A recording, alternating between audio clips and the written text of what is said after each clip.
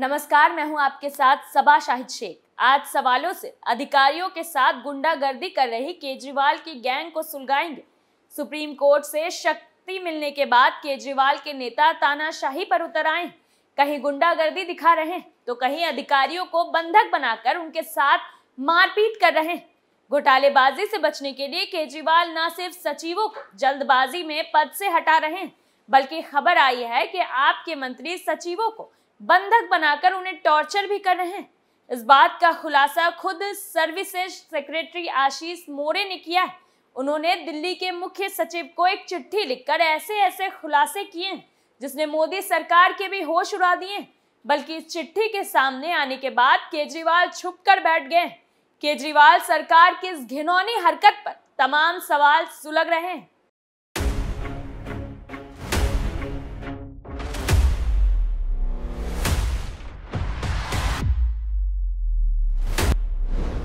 पूर्व सेवा सचिव ने सौरभ पर क्या आरोप लगाए? कैसे अधिकारियों पर तानाशाही दिखा रहे केजरीवाल? क्या घोटाले की फाइलों को चुरवा रहे केजरीवाल? क्या केजरीवाल के खिलाफ एलजी लेंगे तगड़ा एक्शन? इन सवालों से आम आदमी पार्टी में बवाल खड़ा हो गया है, क्योंकि केजरीवाल ने सुप्रीम कोर्ट के फैसले का गलत इस्तेमाल कर जो तानाशाही दिखाई है, उसका अब एलजी तगड़े लेवल पर केंद्र सरकार से शिकायत कर एक्शन ले सकती है। यही वजह है कि केजरीवाल ने आशंका जाहिर की है कि केंद्र सरकार अध्यादेश लाकर सुप्रीम कोर्ट के फैसले को पलट सकती है। केजरीवाल ने साजिश बताते हुए कहा कि एलजी ऑर्डिनेंस के इंतजार में ही फाइल पर साइन नहीं कर रहे हैं। तो कैसे डरे हुए केजरीवाल घर पर छुपकर बैठ गए, बताते हैं आगे। उससे पहले केजरीवाल के चहेते मंत्री सौरभ भारद्वाज की गुंडागर्दी पर तगड़ा खुलासा करते हैं। दरअसल दिल्ली के पूर्व सेवा सचिव आशीष मोरा ने मुख्य सचिव को स्वास्थ्य मंत्री सौरभ भारद्वाज के खिलाफ चिट्ठी लिखकर शिकायत की। आशीष मोरे ने चिट्ठी में बताया है कि कैसे मंत्री ने उन्हें और कुछ अधिकारियों को बुलाकर बातचीत की, बुरी तरह धमकाया। मोरे ने आरोप लगाया है कि मुझे 16 मई 2023 1 घंटे तक मंत्री ने अपने कमरे में बंधक बनाकर रखा और वह कुछ फाइलों को लेकर मुझ पर चिल्ला रहे थे। उन्होंने फिजिकल असल्ट करने की कोशिश की। भारद्वाज ने धमकी देते हुए कहा कि मेरा करियर खत्म कर देंगे, नौकरी के लिए मेरे पास आना पड़ेगा। सौरभ भारद्वाज ने कहा कि मैं चिराग दिल्ली का हूं, छोड़ूंगा नहीं। आशीष मोरे ने इसकी लिखित शिकायत मुख्य सचिव के पास दर्ज कराई।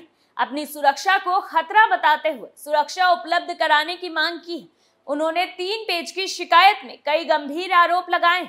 इन आरोपों ने केजरीवाल के खेमे में बवाल खड़ा कर दिया है। और तो और सौरभ भारद्वाज की नींद उड़ गई है, क्योंकि उनकी गुंडागर्दी और अफसरों के साथ तानाशाही के सबूत बाहर आ गए। खुलासा हो गया है कि केजरीवाल की गैंग गुंडागर्दी के बल पर घोटाले की फाइलें सचिवों से छीन रही है, ताकि सच्चाई को झूठ में बदला जा सके, बंगला घोटाले में केजरीवाल बच सके और शराब घोटाले में फंसे सिसोदिया बाहर आ सके, जिसके लिए ये लोग सचिवों को बंद कमरे में लेकर टॉर्चर कर रहे हैं, उन्हें धमकियां दे रहे हैं। ऐसे में केजरीवाल की पूरी गैंग के खिलाफ एक्शन होना चाहिए। बता दें कि इससे पहले दिल्ली सरकार के मंत्री सौरभ भारद्वाज ने सर्विसेज विभाग के सचिव वरिष्ठ आईएएस अधिकारी आशीष मोरे को नोटिस भेजा था। मोरे को उनके स्थान पर नए अधिकारी की तैनाती को लेकर निर्देशों का पालन नहीं करने के लिए कारण बताओ नोटिस जारी किया गया था। साथ ही उन्हें अनुशासनात्मक कार्रवाई की चेतावनी भी दी गई थी। दिल्ली सरकार के नोटिस में आशीष मोरे से पूछा गया था कि उनके खिलाफ अनुशासनात्मक कार्रवाई क्यों नहीं शुरू की जाए। मोरे को सर्विस विभाग में नए सचिव की तैनाती के लिए मंत्रालय में फाइल भेजने के लिए कहा गया था। उन्होंने इसे जल्द भेजने का आश्वासन दिया था, लेकिन मोरे सेवा विभाग के मंत्री के सामने फाइल भेजने के बजाय बगैर बताए दफ्तर से चले गए और फोन को भी नहीं उठा रहे। नोटिस में कहा गया है कि आशीष मोरे जानबूझकर फोन कॉल का जवाब नहीं दे रहे हैं, जबकि आशीष मोरे 24 घंटे के अंदर दफ्तर आए और फाइलें आगे बढ़ा दी। फिर भी केजरीवाल सरकार ने उनके खिलाफ माहौल बनाया और अब उन्हें टॉर्चर कर रही है। सिर्फ आशीष मोरे ही नहीं, सारे वो सचिव केजरीवाल के मंत्रियों की रडार पर आ गए, जिन्होंने आपके घोटालों का खुलासा करने में अहम भूमिका निभाई है। इससे पहले सतर्कता सचिव भी केजरीवाल सरकार पर बंगला घोटाले से लेकर शराब घोटाले तक की फाइलें चुराने का आरोप लगा चुके हैं। दरअसल नौकरशाहों और केजरीवाल सरकार के बीच शुरू हुए विवाद के बीच सतर्कता विभाग के विशेष सचिव वीवी राजशेखर ने उनकी अनुपस्थिति में कार्यालय से महत्वपूर्ण फाइलें उठा लेने का आरोप लगाया है। राजशेखर ने इस मामले में विभाग के मंत्री सौरभ भारद्वाज पर आरोप लगाया।